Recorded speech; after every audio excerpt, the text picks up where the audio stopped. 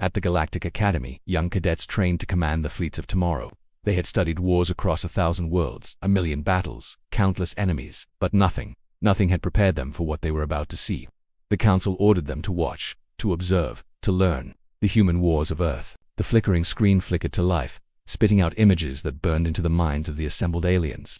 Human soldiers charging through smoke and fire.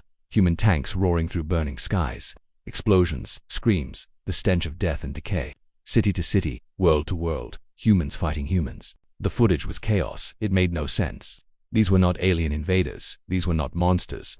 These were not robots or machines. These were humans fighting humans. And the more the cadets watched, the more the horror sunk into their souls. They saw a species that never surrendered, a people who fought not just enemies, but extinction itself. They watched as human cities fell, but human armies marched on, even when all hope was lost, even when the very stars in the sky seemed to cry out in agony. Half of them couldn't take it.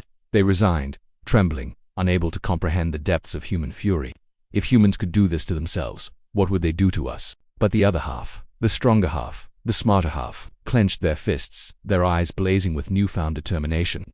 They had come to the Galactic Academy to learn how to win wars, to conquer new worlds and claim them for the krill. But they had learned something far more valuable. They learned that the most terrifying force in the galaxy, the most unstoppable, most ruthless, most tenacious species they would ever encounter, the species that would stop at nothing to crush all opposition and claim the stars themselves, humans. The galaxy would remember this day, the day the krill learned the true meaning of fear, the day they learned what it meant to face an enemy that never, ever surrendered. The day they learned the hard way, the very hard way, that you don't watch humanity's wars, not without realizing that they are a species forged for victory.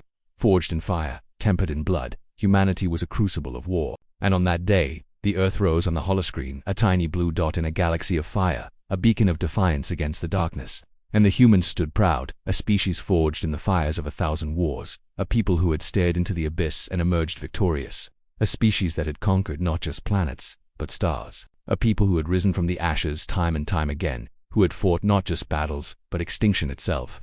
And the Krell looked on and trembled, for they knew that they were witnessing not just a history, they were witnessing a future that belonged to the humans.